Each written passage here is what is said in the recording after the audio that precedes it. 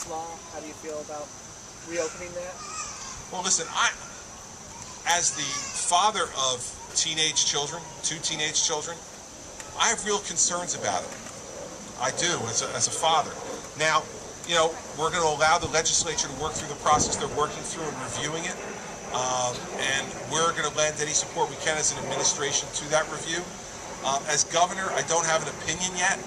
As a father, I have some concerns about, you know, young women in particular being identified by this decal on the back of a license plate for potential criminals, potential predators. I have some concerns about that. But, you know, I'll wait till all the information comes in from a review by the legislature and by my administration, and we'll make whatever judgments need to be made. But you know, as a dad, I have some concerns about it. Martin? Should there be a moratorium on Kyleighs Law while the review is undertaken?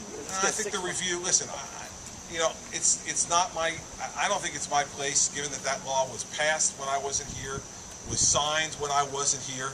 I want the legislature who passed this thing to take a second look at it, and that's what they appear to be doing now.